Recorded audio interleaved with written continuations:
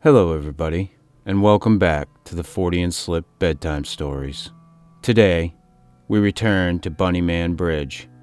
In the dense woods of Fairfax County, Virginia, a gruesome tale has taken root over the past half-century.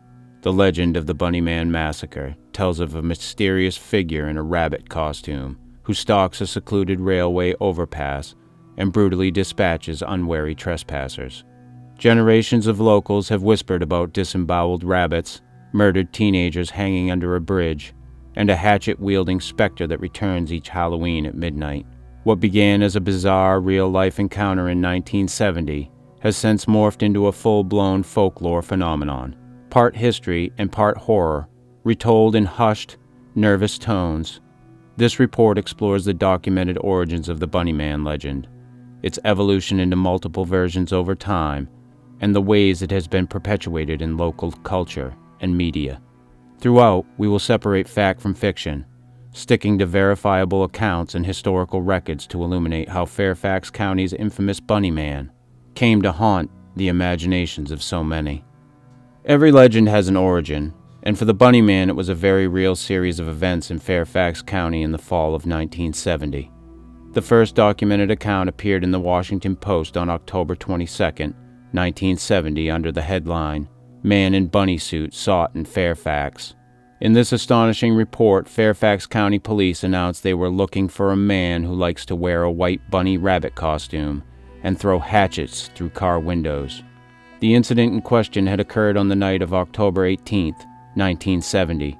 Air Force Academy cadet Robert Bennett and his fiancée were parked in a car in the 5400 block of Guinea Road, a quiet residential area, when a figure dressed in a white suit with long bunny ears burst from the nearby bushes. The stranger yelled, "You're on private property and I have your tag number," a warning laced with outrage, before hurling a small hatchet through the car's closed window exploded. But miraculously, neither of the young people was injured. As the stunned cadet and his companion looked on, the rabbit skipped off into the night, leaving behind only the hatchet as evidence. Just 10 days later, the bizarre bunny-suited assailant struck again. On the night of October 29, 1970, private security guard Paul Phillips was on duty at a construction site 1 block away from the first incident, in the 5300 block of Guinea Road.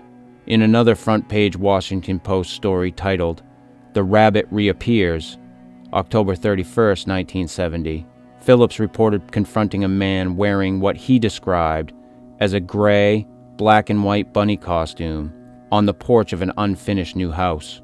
The intruder was wielding a long-handled axe, furiously chopping at a wooden roof support post. Phillips recalled shouting at the figure to stop, only for the costumed man to turn and issue a chilling threat. "All you people trespass around here. If you don't get out of here, I'm going to bust you on the head." Before Phillips could retrieve a firearm from his car, the rabbit fled into the darkness of the woods, leaving behind 8 axe gouges in the post and a legend in the making. Fairfax County authorities investigated these strange incidents as serious crimes. One an assault with a hatchet, the other an act of vandalism and threatening behavior. The case was assigned to investigator W.L. Johnson of the Criminal Investigation Bureau, who diligently followed up on leads. At one point, a witness came forward claiming he'd received a phone call from an individual calling himself the Axe Man, who accused the witness of dumping brush on his property and demanded a meeting, a possible clue that the Bunnyman was a local resident, angry about trespassers or land development. Police even arranged a stakeout based on this tip, but the mysterious Axe Man never showed up. With no solid suspects or further clues, the investigation eventually hit a dead end and was marked inactive in March 1971. To this day, the identity of the axe-wielding Bunnyman was never discovered, and no arrests were made.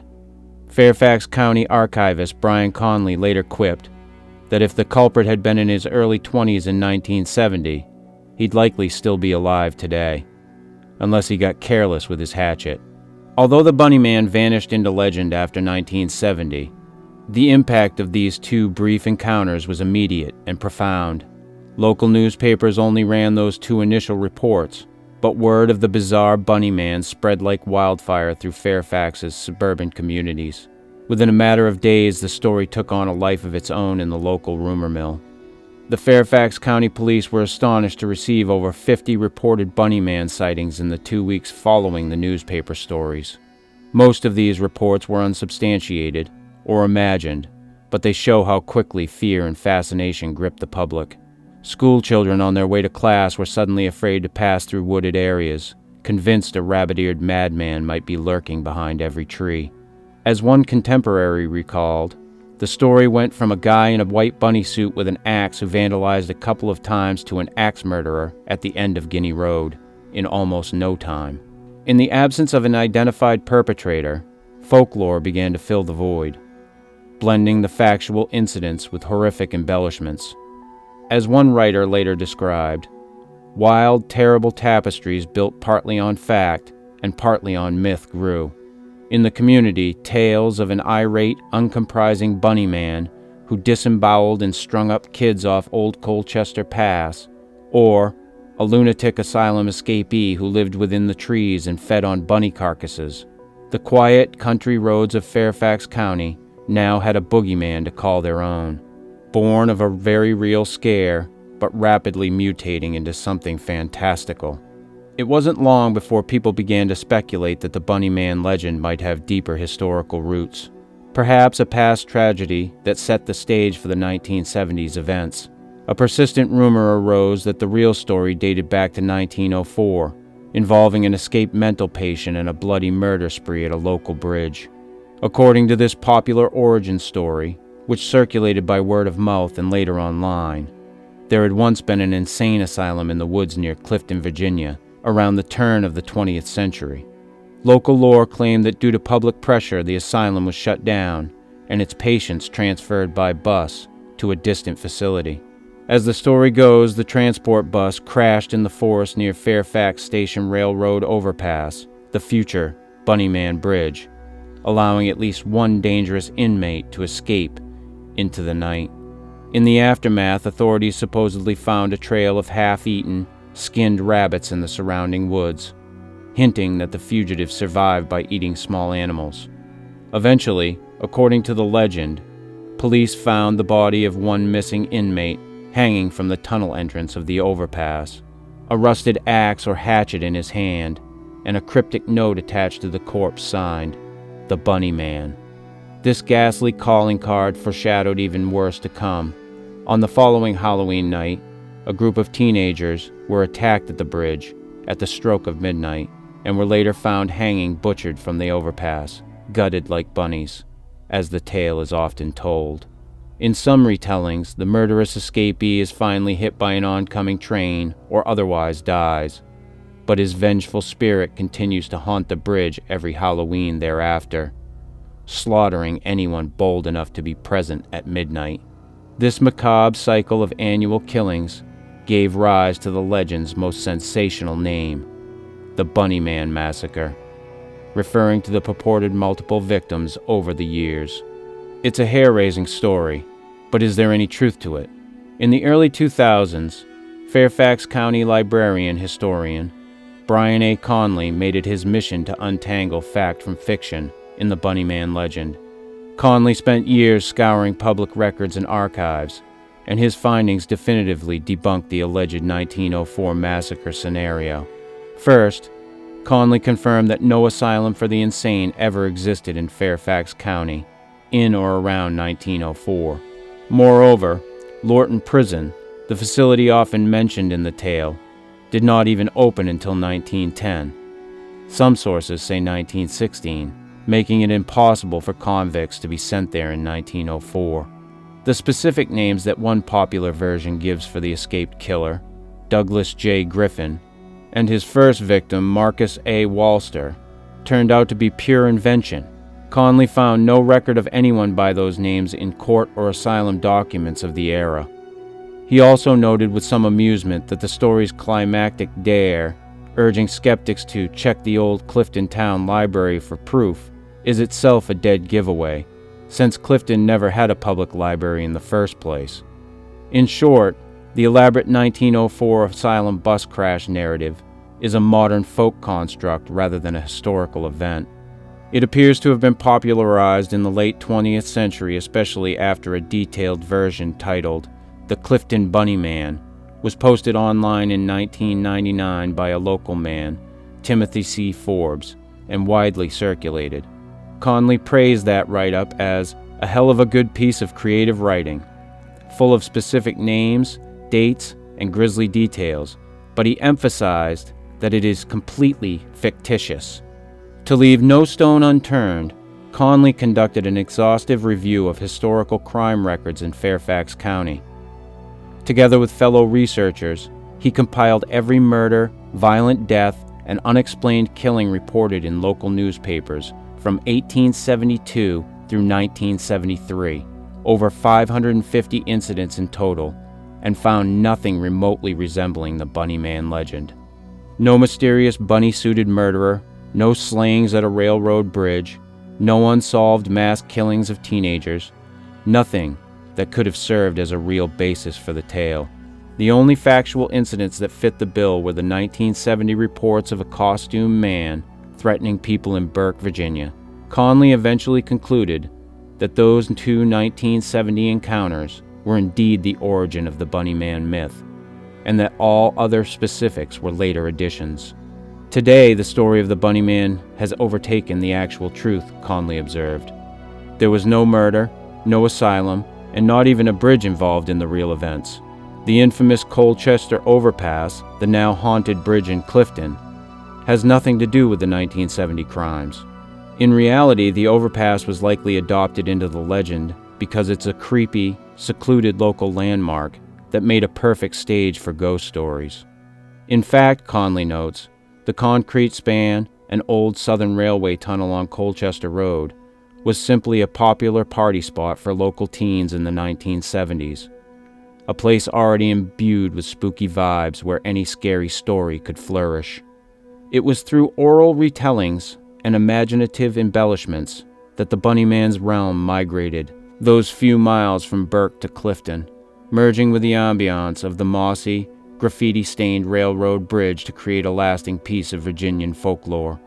From its humble, if bizarre origin as a 1970 news item, the tale of the Bunnyman has continually evolved, spawning many variations over the decades. At its core, the legend always involves a malevolent figure clad in a rabbit costume who attacks and often murders people in or around a particular rural bridge. However, nearly every element of the story, the Bunnyman's identity, backstory, appearance, motive, choice of weapon, and ultimate fate, has changed in different tellings. What follows is an overview of the most prominent versions and how they differ. The escaped asylum inmate 1904 version. This is the classic folkloric narrative summarized earlier, sometimes called the Clifton Bunnyman story. In this version, the Bunnyman is a dangerous escaped mental patient, often named Douglas J. Griffin, who fled into the woods near Clifton, Virginia after a prison transport wreck. He survives by eating rabbits, leaving their mutilated carcasses as a trail, and eventually turns to killing humans, hanging his victims' bodies from the Fairfax Station Colchester Overpass. The climax usually involves a massacre on Halloween night, when a group of teenagers is slain at the bridge at midnight. Some accounts say the killer died or was struck by a train during that final attack, giving a supernatural twist that his ghost haunts the bridge every Halloween thereafter. Other versions imply he simply vanished and grew into a local boogeyman lurking in the woods. Characteristic details in this narrative include the skinned rabbits found in trees, the use of a hatchet or axe, and the eerie detail of a note or message signed, "The Bunnyman left as a taunt." It's a full-fledged ghost story, complete with a specific historical setting, 1903 to 1905 or thereabouts, and the warning that if you dare visit Bunnyman Bridge at midnight on Halloween, you will meet the same grisly fate as those who came before. The murderous Easter Bunny version. Another popular variant shifts the origin to a more ironic holiday scenario. In this telling, the Bunnyman was once a young man, or boy, who committed a familicide on Easter Sunday, murdering his parents, or wife and children, while dressed in a bunny costume. This individual was supposedly confined to an asylum but later escaped, or in some versions, he was the escapee all along. He continues to wear a giant rabbit suit and haunt the vicinity of the Colchester Overpass, living ferally in the woods. This version emphasizes the Bunnyman's insanity and costume. He made himself a rabbit suit which he constantly wears, and his penchant for killing rabbits and hanging their remains around the bridge area. Here, the Bunnyman is sometimes depicted as an undead revenant, especially if the story implies he died near the bridge in 1904, or otherwise as a still-living madman who will kill any intruders that invade his territory.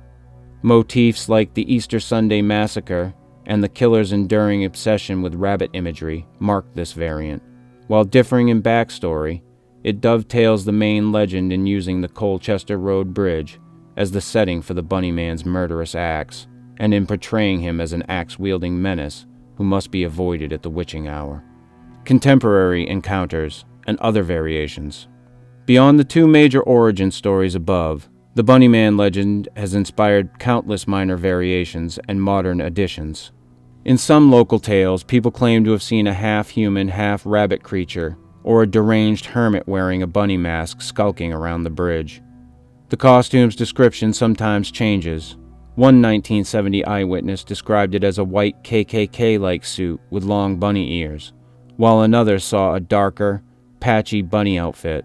The Bunnyman's name also varies. Besides Griffin, some storytellers have dubbed him Mr. Beans, Bunnyman Joe, or other colloquial names, though these are less common. The motive behind the carnage is usually attributed to insanity or vengeance.